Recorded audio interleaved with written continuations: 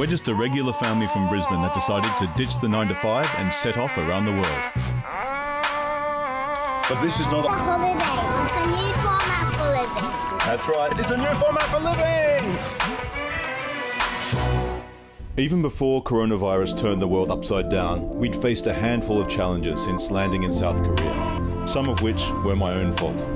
I lost my favourite sunglasses that I'd bought as a lifetime investment. I deleted a couple of weeks worth of footage that I thought I'd already backed up, and I knocked over my camera, and now my lens doesn't zoom into the wide-angle territory. I can send it in for repairs, but that would take weeks, and I wouldn't be able to shoot anything in the meantime, and I need to shoot for work. But not everything was my own doing. Just as we were preparing to leave South Korea, I got the news that my grandfather had passed away.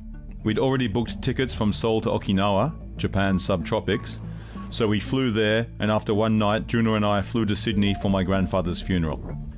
My grandfather was a compact speed car driver, and it was everything to him. He was a huge figure in the community. They called him the Red Baron because of the red flowing scarf he used to wear in his races. The night before the funeral, Juno and I stayed at his house.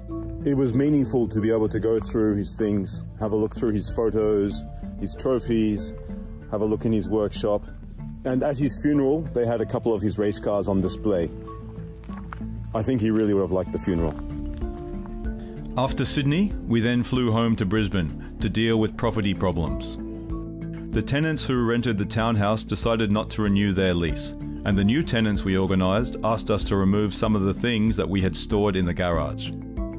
So I rented a van and moved a whole lot of stuff to my generous cousin's home.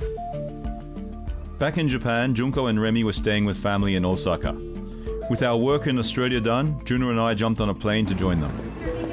Then, the biggest surprise of all. Junko is pregnant. We'd figured as much, but it's now been confirmed. Because she's over 40, we're aware that there could be complications, and we want to be close to a familiar and quality health system. So we've decided to stay in Japan for a while. To be more specific, we've returned to the little island in the Seto Inland Sea, where our trip began. Somebody else has moved into the house we were previously living in, but we found another house that we're able to live in for free. Free? Yeah, free. Okay, it's a long story, but basically the owners don't live on the island, and rather than have the house fall into neglect, they'd rather have someone staying here.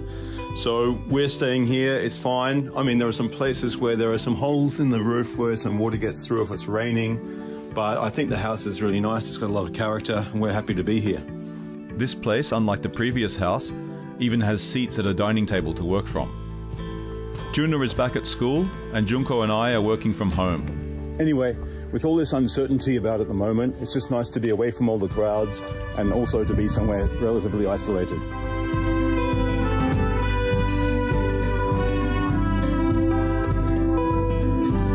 We started this adventure 1 year ago.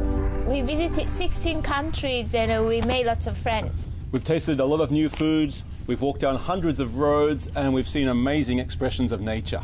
But for the time being, we're going to stop, recalibrate as we welcome this new human into the world. After that, in the future sometime when we feel the time is right, we'll set off once again. Now, if you've enjoyed this series, please make sure to like, share and subscribe. Thanks so much for watching. Bye.